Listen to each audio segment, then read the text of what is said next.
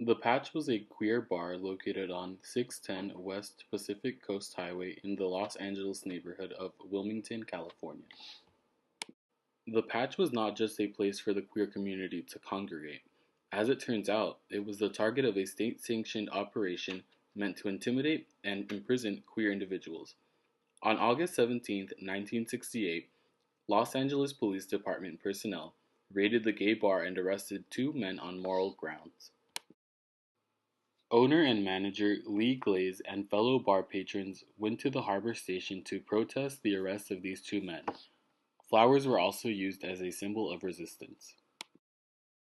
One of the two men who were arrested was Tony Valdez, a Mexican American who resided in Los Angeles.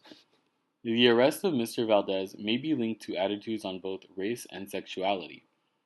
Biases against queers and people of color are not mutually exclusive.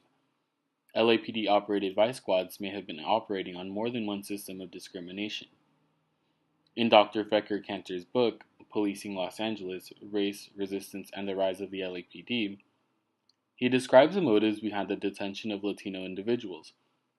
According to Dr. Fecker Cantor, immigration enforcement constructed and operated on racist views of undocumented immigrants that treated all Mexicans as potential illegal aliens and subject to detention. If we use intersectionality as a framework for discussion, we may conclude that the LAPD raids at the Patch were part of a wider system of oppression that queer people of color deal with on a daily basis. Although, the issue of LGBTQ incarceration is still relevant today.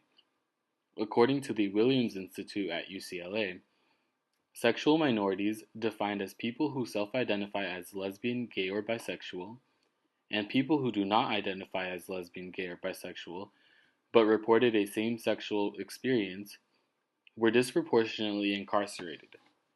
9.3% of men in prisons, 6.2% of men in jail, 42.1% of women in prison, and 35.7% of women in jail were sexual minorities. Meaning, as an activist movement, we must do more to combat discriminatory practices that lead to a disproportionate number of queer individuals in detention.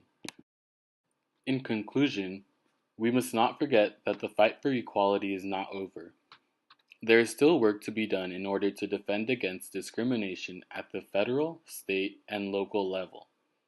This requires the various factions of the LGBTQ community to work in solidarity with one another.